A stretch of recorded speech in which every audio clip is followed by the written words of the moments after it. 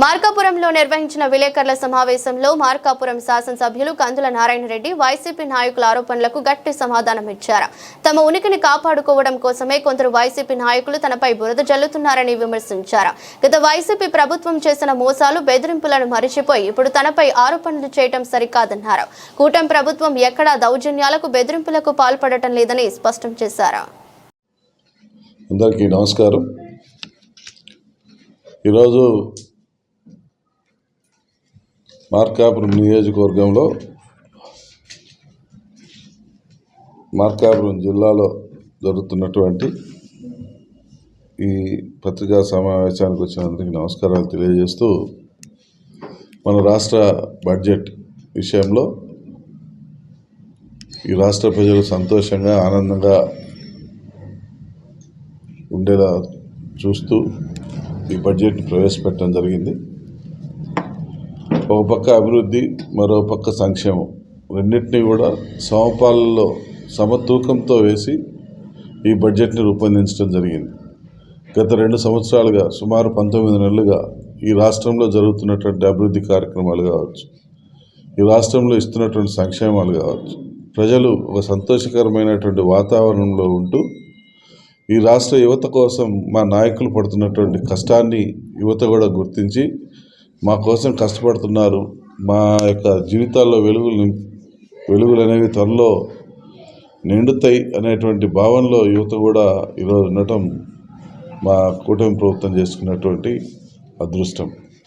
ముఖ్యంగా రోజుకు 18 గంటల పాటు కష్టపడేటువంటి ఒక ముఖ్యమంత్రి, రోజుకు 20 గంటల పాటు కష్టపడేటువంటి రామలక్ష్మణ్ లాంటి పవన్ కళ్యాణ్ గారు, లోకేష్ బాబు గారు, వీరి ఆధ్వర్యంలో ఈరోజు రాష్ట్రం అన్ని రకాలుగా ముందు అభివృద్ధి పదంలోకి దూసుకుపోతూ ఉంది.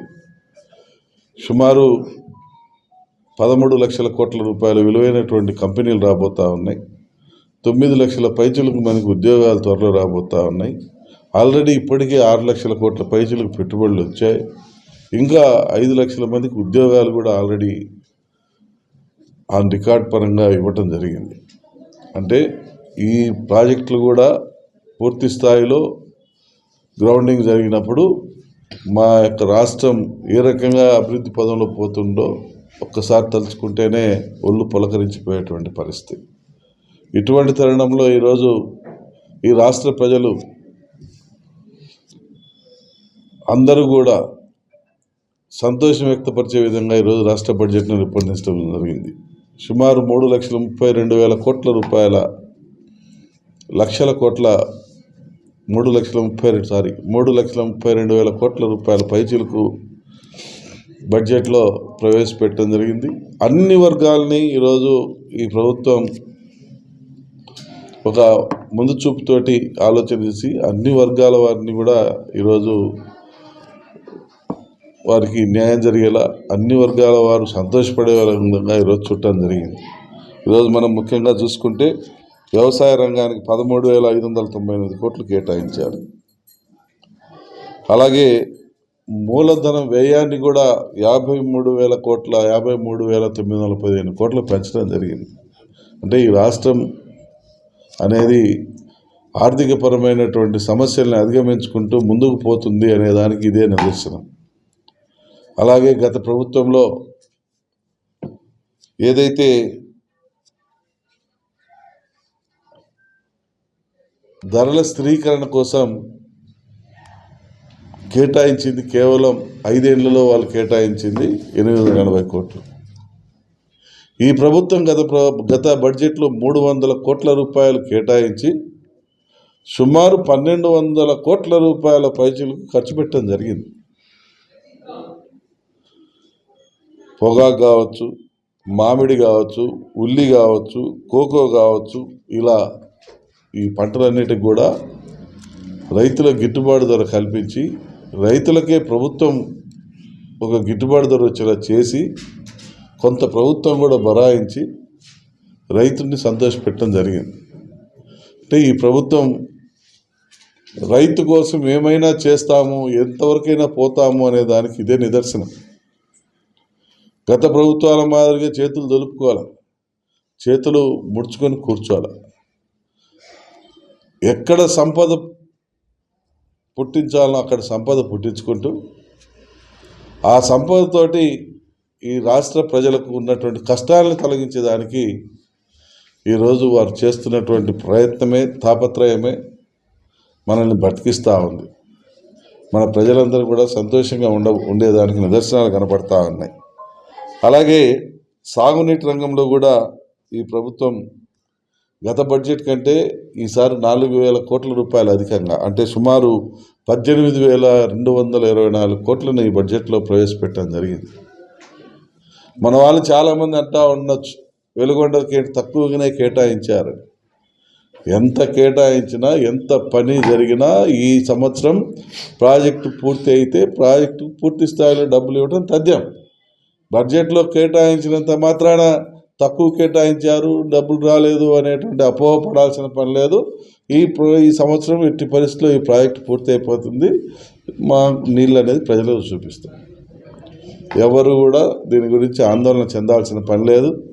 ఆందోళన చెందే విధంగా బురద జల్లేటువంటి పార్టీల మాటలు ఇకనైనా కూడా మీరు నమ్మటం, నేను ఆలోచించడం మానుకోమని చెప్పి కూడా నేను కోరుతా ఉన్నా.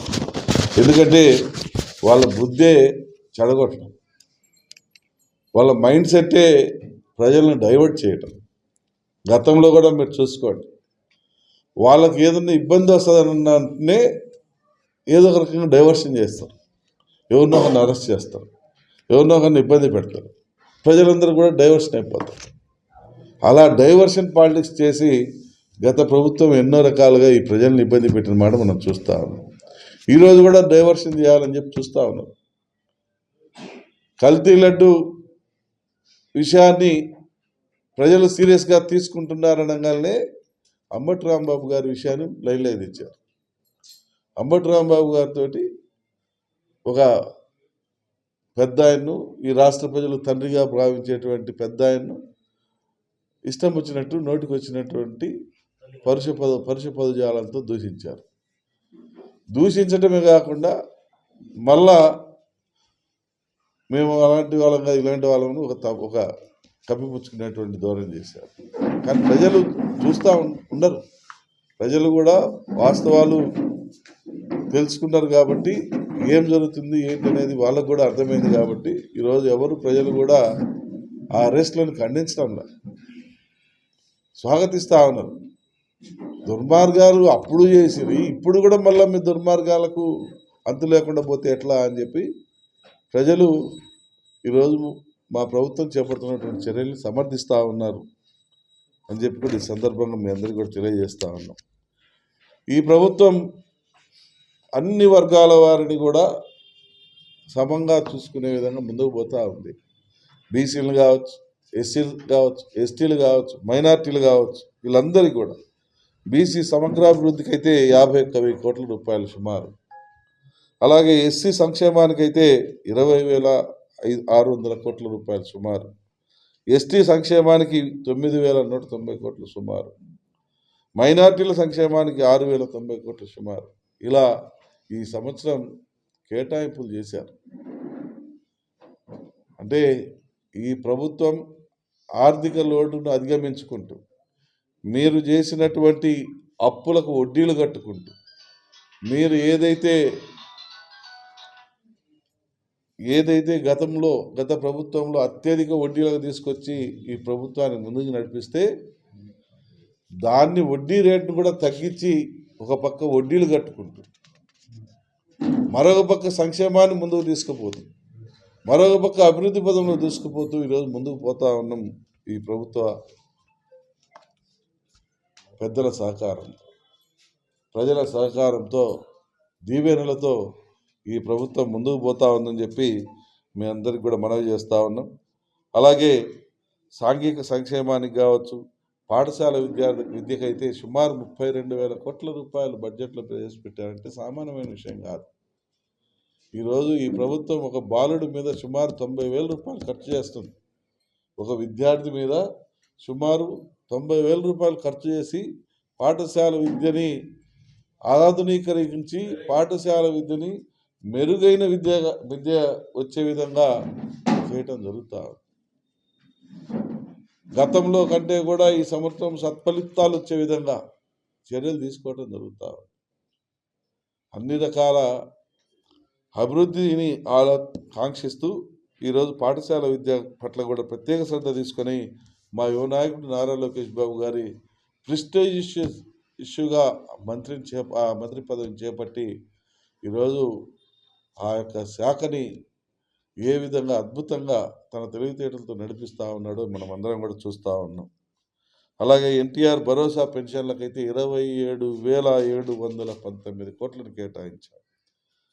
పంచాయతీరాజ్కి 22,942 కోట్లు, వ్యవసాయ సబ్సిడీ విద్యుత్ సబ్సిడీలకు 11,000 కోట్లు, ఆక్వా రంగానికి 890 కోట్లు, గృహ నిర్మాణానికి 6,357 కోట్లు, వైద్య రంగానికి సుమారు 19,300 కోట్లు, పౌర సరఫరాలకు సుమారు 3,820 కోట్లు, ఆరోగ్య రంగానికి 19,306 కోట్లు, పురపాలక శాఖకు 14,538 కోట్లు, అన్నదాత సుఖీభవ కింద 6,600 కోట్లు. ఇలా ఈ ప్రభుత్వం ఏ ఒక్క వర్గాన్ని కూడా విస్మరించకుండా అన్ని వర్గాలకు న్యాయం జరిగే విధంగా ఈ బడ్జెట్లో నిధులు కేటాయించడం జరిగింది. ఒక పక్క పారిశ్రామిక రంగం, మరొక పక్క వ్యవసాయ రంగం. ఇక జీవితాంతం మా ప్రాంతంలో చంద్రబాబు నాయుడు గారిని గుండెల్లో పెట్టుకొని చూసుకునేటువంటి సదవకాశాన్ని ఈరోజు మా ప్రజలకు కల్పించారు చంద్రబాబు గారు. హార్టికల్చర్ హబ్ కింద 30,000 కోట్ల రూపాయలని శాంక్షన్ చేయించడం, ఆ 30,000 కోట్ల రూపాయలతోటి హార్టికల్చర్ హబ్ కింద రాయలసీమ జిల్లాలతో పాటు ఉమ్మడి ప్రకాశం జిల్లాను కూడా చేర్పించడం, ఈ 5 జిల్లాల్లో రైతులందరూ కూడా కోటీశ్వర్లు కావాలని ఏదైతే ప్రభుత్వం కలగన్నదో ఆ కళను సాకారం చేసే విధంగా ఈరోజు ఈ హార్టికల్చర్ హబ్బుని రేపు తయారు చేయబోవటం, ఇవన్నీ మా ప్రాంత ప్రజలు చేసుకున్నటువంటి అదృష్టంగా భావిస్తూ ఉన్నాం. దీనికి తోడు వెలుగొండ జలాలు కూడా మా పొలాల్లోకి వచ్చినాయనంటే ఇక మా ప్రాంత రైతాంగం యొక్క